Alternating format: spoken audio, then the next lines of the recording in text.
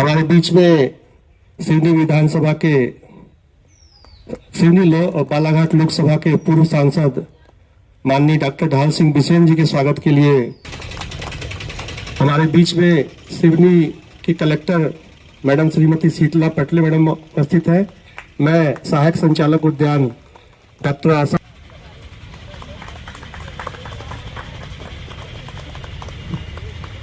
हमारे बीच में सिवनी के पुलिस अधीक्षक श्री सुनील मेहता साहब उपस्थित हैं। उनके स्वागत के लिए मैं मनीष सेंडे जी से आग्रह करूंगा कि पुष्प गुच्छ देकर एसपी साहब का स्वागत करेंगे।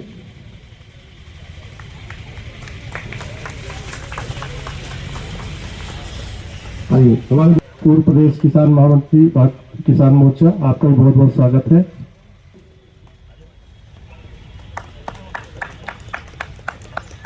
भारतीय जनता पार्टी के वरिष्ठ नेता शिव सनोडिया जी के स्वागत।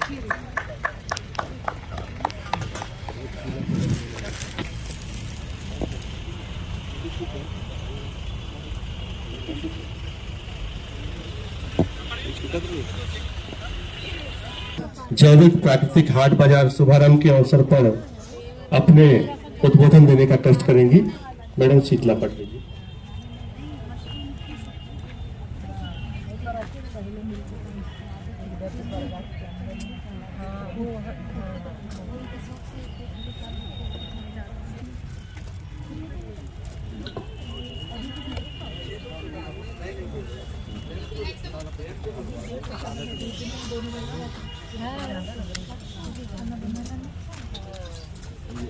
सिवनी जिले की कलेक्टर मैडम श्रीमती शीतला पटले से आग्रह करूंगा कि मैडम आज के इस जैविक प्राकृतिक हाट बाजार शुभारंभ के अवसर पर अपना उद्बोधन देने का कष्ट करेंगे।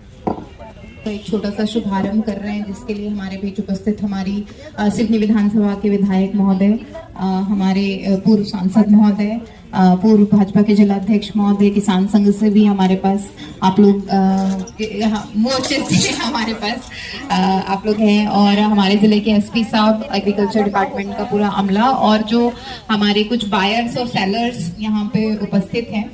जैसा कि हम सभी जानते हैं कि समय के साथ साथ केमिकल्स का हमारी लाइफ में बहुत ज्यादा इन्वॉल्वमेंट हो गया है। हम कृषि करते हैं तो उसमें बहुत ज्यादा अलग भी लाइफ में जब हम उपयोग कर रहे होते हैं लंबे समय तक टिके, तो इस चीज की वजह से भी हमारे लाइफ में केमिकल आ जाता है। जो हमारे पूर्वजों में, हमारे दादाजी के टाइम तक भी ये स्थिति नहीं थी, लेकिन जो हमारे फादर्स की जनरेशन है और अब जो हमारी जनरेशन है और विशेषकर जो आने वाली जनरेशन है, उनके लिए उनकी लाइफ में ये बहुत ही कठिन चीज एक ऐसी हो गई है कि वो खाना यदि खा रहे हैं तो उन्हें नहीं पता है कि इसमें कितना केमिकल साथ में वो खा ले रहे हैं या कितना इवन मिलावट वो साथ में खा ले रहे हैं। ये दोनों ही ऐसी चीजें हैं जो शरीर को बहुत बुरे तरीके से जरूरत है कि चाहे हम लोग कृषि में केमिकल का इस्तेमाल करते हुए प्रोडक्शन ज्यादा ले सकते हैं, उसकी वजह से हो सकता है कि हमारे किसान भाइयों की थोड़ी अर्निंग भी बढ़ जाएगी, लेकिन उसका प्रभाव दूसरे तरफ से मिलेगा कि हमारे स्वास्थ्य का जो खर्चा है वो भी बढ़ जाएगा, क्योंकि कैंसर रिलेटेड बीमारियां हो गई या अन्य लाइफस्टाइल की जो बीमारियां बहुत ही एकदम ऐसा हिस्सा बन चुकी है और उसे हम पूरी तरह से हटा भी नहीं सकते। कई बार लोग ये कहते हैं कि अपने परिवार के लिए 1 एकड़ में अलग से गेहूं लगाया, अपने परिवार के लिए अलग से 1 एकड़ में कॉलीफ्लावर लगाई, गोभी लगाई या टमाटर लगाए, लेकिन आप क्या हर चीज अपने खेत में लगा सकते हो? मसाला बाहर से ला रहे होगे, मसाला नहीं ला रहे हो तो तेल बाहर से ला रहे हो, और सामने वाला लेकिन नाका नहीं बचा रहा, तो वो केमिकल आपकी लाइफ में आ तो जरूर रहा है। थोड़ा बहुत आपने गेहूं में बचत कर लिया, थोड़ा बहुत आपने चावल में बचत कर लिया, अन्य किसी चीज में, तो जब तक ओवरऑल समाज ये नहीं सोचेगा कि हमको जैविक खेती करनी है, हमें प्राकृतिक खेती करनी है, तब तक घरों में जो समस्त सामान है वो जैविक बन जाए, ऐसा कर पाना किसी भी एक व्यक्ति विशेष के लिए संभव नहीं, क्योंकि आप हर चीज का उत्पादन अपने घर में नहीं कर सकते। तो ये सोच करके भाई मैंने अपना एकड़ तो शुद्ध उगा लिया, बड़ी इनफैक्ट ये एक बेसिक नीड का हिस्सा आज की तारीख में बन चुका है, जिसमें मुझे लगता है कि कृषकों का बहुत ज्यादा एक बहुत ही बड़ा रोल है और हमारा बहुत बड़ा रोल है, क्योंकि कई बार अनजाने में भी ये होता है। ऐसा नहीं है कि हम उतना ज्यादा फर्टिलाइजर इस्तेमाल करना चाहते हैं, उतना ज्यादा खाद इस्तेमाल करना चाहते हैं या उतना ज्यादा केमिकल इस्तेमाल करना चाहते हैं, पर विकल्प क्या है? तो वहाँ पे हमारे एग्रीकल्चर डिपार्टमेंट, हॉर्टिकल्चर डिपार्टमेंट का इन सभी का, क्योंकि किसान मोर्चे के लोग मेरे साथ हैं और नरवाई के पीछे तो हम लोग लगे ही हुए हैं कि हमें वो कैसे भी करके सिवनी में बंद करनी है, समाप्त करनी है। प्रदूषण भी एक ऐसी चीज है, खाने वाली चीज तो हमने खा ली, सांस भी लेना नहीं बंद कर सकते। सांस तो आपको सबको हमको लेनी ही है, तो सांस हम अपनी शुद्ध आबो हवा में भी हम पे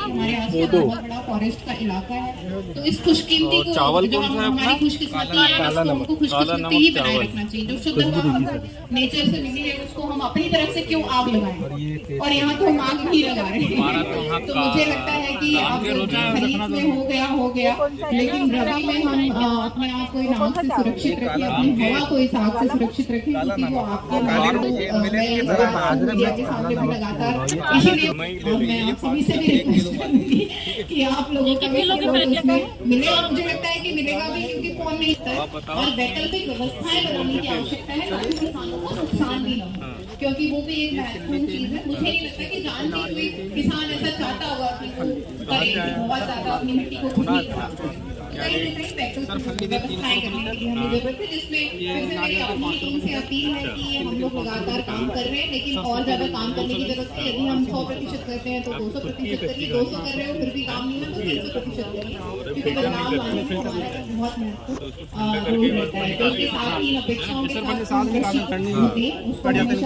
टॉप मोस्ट प्रायोरिटी बना के रखें, लगातार कृषि की बात करें, ऐसी कृषि की बात की है, लेकिन हमारा ऐसी कृषि करें जो हमारी सांसों का और हमारे शरीर का ध्यान रखे। लगाना है ना, ठीक है भैया। उत्पादन बड़ा भुखमरी थी, विदेश से वो खराब गेहूं जो खुद जानवर नहीं खाते थे उसको हम खाते थे, तो इसलिए बीच का वो कालखंड था।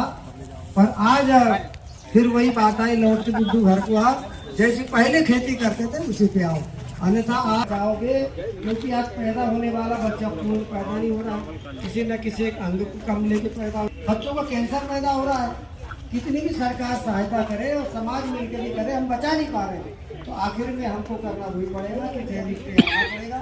हमारे प्रधानमंत्री के रास्ते में जैविक करो, किसान को समझा रहे हैं, हमको किसान भी नहीं बात करता कि मैं बहुत अच्छा खाद डालो, फसल कम हो रही है, इसलिए प्रधानमंत्री जी ने कहा कि अपनी मिट्टी का परीक्षण करो, जैसे आपके स्वास्थ्य का परीक्षण करते हो, मिट्टी का सारी हो गई है, कौन सी चीज आपकी कम होगी, कौन सी ज्यादा होगी, जिसके कारण आपकी फसल ठीक हो रही है। जैसे डॉक्टर बीमारी देखकर उसका इलाज करता है, वैसे हमारे कृषि वैज्ञानिक भी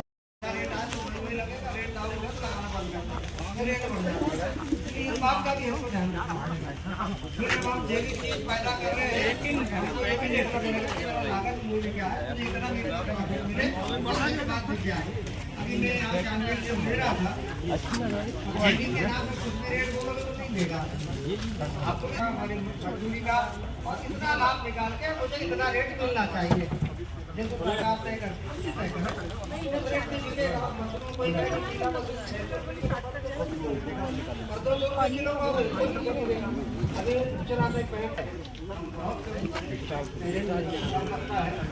बताइए क्या लेके आए हैं आप? मेरा नाम मीना करगोड़िया है, मैं ग्राम घोलाई से हूँ और मैं प्राकृतिक खेती करती हूँ। और इसमें क्या कहते हैं, हम जो डोड़मा है इसको खेतों में बोते हैं, इसके चावल खाते हैं, तो इसमें मतलब बहुत ताकतवर होता है, इसलिए हम डोड़मा की खेती करते हैं। और जो पुटकी होती है जो मैडम जी निकाल रहे हैं, जो पुटकी है हमारे इधर पुटकी बोलते हैं इसको। अच्छा, तो इसका भी चावल बहुत अच्छा लगता है, इसका चावल जो है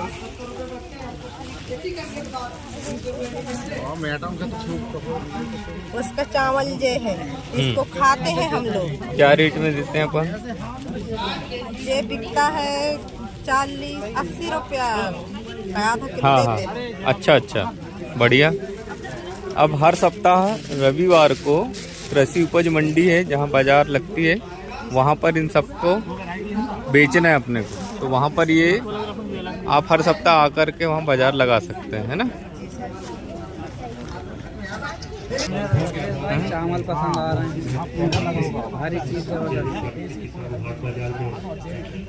कार्यक्रम को आगे बढ़ाते हुए बीच में सिंधी विधानसभा के मैं ये बोल रहा था दिनेश नागुमो से भी आग्रह करेंगे ये क्या है, देखो किसान ने उत्पादित किया है और उसमें रासायनिक खाद के घर में ये वाले बेड लगे हुए हैं। हाँ तो ऐसी ये प्रिंट निकाल के लाएंगे मिल जाएगा। पहले आप इसका उपयोग करके देखें, ये अच्छा लगता है। सब जानते हैं कि आपको डिमांड क्या रेट है जीरा शंकर का? 120 रुपये तक 120 रुपये जी। और ये काली मिर्च है, ये क्या रेट का है काली मूंग? 80 रुपये।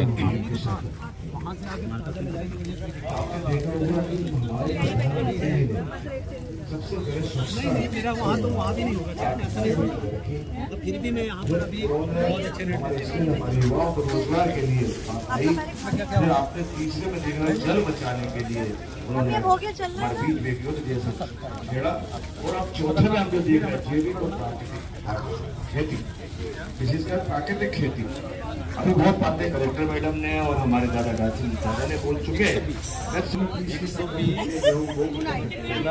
दूसरा हमको मिलने वाला तेल तो आज थोड़ी और जगह है क्या कहीं स्टॉल में 2 लोग और आ रहे हैं। कौन सा चावल है? श्री राम का है सर। उसकी एक रेट में नहीं आपको खर्च करें। हम देखते हैं मार्केट में जो मिलता है क्या रेट का है? ये 80 रुपये किलो अधिक मात्रा की वजह से हम लोगों को कहीं न कहीं जहर से हो रहा है। चक्की से निकला हुआ है, ये मिल का नहीं है। आप रेट मेरा देख के टमाटर, देसी टमाटर, ज्वार, अरे जो देने हैं तो दे देना बहन। और फरदला लौकी लेने, फरदला लौकी, इसको कहते हैं फरदला लौकी। पुरानी पानी को नई पानी में उसके नुकसान में और हमारे बाजार में सर जी, सर शहद टाइप लग रहा है, सरसों का तेल बना क्या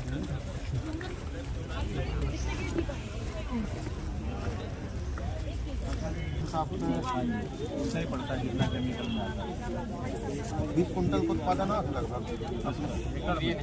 आपका भाव क्या रहता है? 2500 2600 मतलब 2500 मान लो थोड़ी। हाँ, क्या रेट का दे रहा है दादा? 150 रुपये किलो में दे दिए भैया। हाँ घर में रखते हो नहीं लगा दो ना, कितने साल वो तो यहाँ से भी वो यदि दाने चल रही मेरी अब ये खूब की रानी है।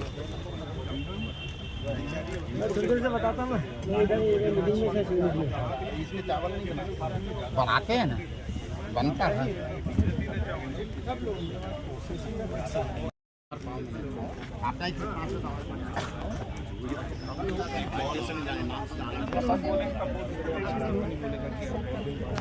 चावल का आटा भी है।